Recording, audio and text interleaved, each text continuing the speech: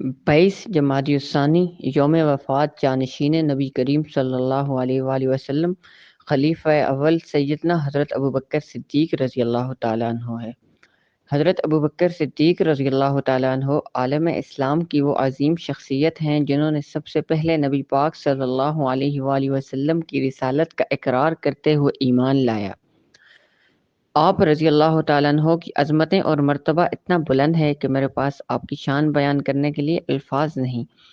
آپ عالم اسلام کی اس عظیم شخصیت کی عظمت کا اندازہ اس بات سے لگا لیجیے کہ نبی پاک صلی اللہ علیہ وآلہ وسلم کو سب سے زیادہ عزیز زوجہ محترمہ اور امہات المومنین حضرت عائشہ صدیقہ رضی اللہ تعالیٰ عنہ آپ رضی اللہ تعالیٰ عنہ کی صاحبزادی ہیں۔ عشرہ مبشرہ یعنی وہ صحابہ کرام جنہیں دنیا میں ہی جنت کی بشارت سنائی گئی، ان میں حضرت ابوبکر صدیق رضی اللہ تعالیٰ عنہ بھی شامل ہیں۔ حضرت ابوبکر صدیق رضی اللہ تعالیٰ عنہ عالم اسلام کی وہ واحد ہستی ہیں جن کی امامت میں خود سرور کونین صلی اللہ علیہ وآلہ وسلم نے نماز ادا کی اور اپنی حیات مبارکہ میں ہی حضرت ابوبکر صدیق رضی اللہ تعالیٰ عنہ کو اپنا قائم مقام امام مقرر فرمایا۔ حضرت ابوبکر صدیق رضی اللہ تعالیٰ عنہ نبی کریم صلی اللہ علیہ وآلہ وسلم کے سب سے قریبی اور عزیز تر دوست تھے۔ آپ کا ہی مشہور لقب یار غار ہے، یعنی وہ شخصیت جن کے ہمراہ نبی کریم صلی اللہ علیہ وآلہ وسلم نے دوران ہجرت ایک غار میں قیام فرمایا، جہاں ایک بیل سے حضرت ابوبکر صدیق رضی اللہ تعالیٰ عنہ کو ایک کالے ناگ نے ڈس لیا، جس پر بعد ازاں نبی کریم صلی اللہ علیہ وآلہ وسلم نے اپنا لعاب دین لگایا تو وہ زہر کا اثر اور درد ختم ہو گیا۔ دنیا کے سب سے سچے دوست اور دوستی پر تن من دھن سب کچھ وار دینے والی شخصیت کی اگر کوئی مثال ہے تو وہ حضرت ابوبکر صدیق رضی اللہ تعالیٰ عنہ ہیں۔ تاریخ اسلام کا مطالعہ کرنے اور عالم اسلام کی عظیم تر شخصیات کے حالات اور معمولات زندگی کے مطالعہ کے بعد میں اس نتیجے پر پہنچا ہوں کہ دنیا کے سب سے بڑے، سب سے عظیم اور سب سے بہترین عاشق رسول صلی اللہ علیہ وآلہ وسلم اگر کوئی ہیں تو وہ حضرت ابوبکر صدیق رضی اللہ تعالیٰ عنہ ہیں۔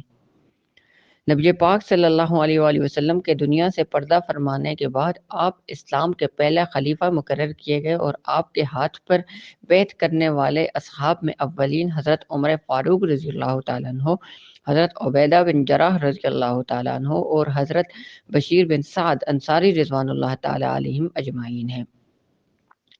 بیعت کے بعد آپ نے مسجد نبوی میں مشہور زمانہ خطبہ ارشاد فرمایا، جس کے چند الفاظ کچھ یوں تھے کہ میں تمہارا سردار بنایا گیا ہوں، حالانکہ میں تم سے بہتر نہیں ہوں، بس اگر میں نیک کام کروں تو آپ کا فرض ہے کہ میری مدد کرو، اور اگر میں کوئی غلط راہ اختیار کروں تو آپ کا فرض ہے کہ آپ لوگ مجھے سیدھے راستے پر قائم کرو۔ راستی اور راست گفتاری امانت ہے اور دروغ گوئی خیانت۔ تم میں جو ضعیف ہے وہ میرے نزدیک قوی ہے، جب تک کہ میں اس کا حق نہ دلوا دوں، اور تم میں سے جو قوی ہے وہ میرے نزدیک ضعیف ہے، جب تک میں اس سے کسی ضعیف کا حق لے نہ لوں۔ تم لوگ جہاد کو ترک مت کرنا، جب کوئی قوم جہاد کو ترک کر دیتی ہے تو وہ ذلیل و خوار ہو جاتی ہے۔ جب تک کہ میں اللہ اور اس کے رسول صلی اللہ علیہ وآلہ وسلم کی اطاعت کروں تم میری اطاعت کرو، جب میں اللہ اور اس کے رسول صلی اللہ علیہ وآلہ وسلم کی نافرمانی کروں تو تم میرا ساتھ چھوڑ دو، کیونکہ پھر تم پر میری اطاعت فرض نہیں۔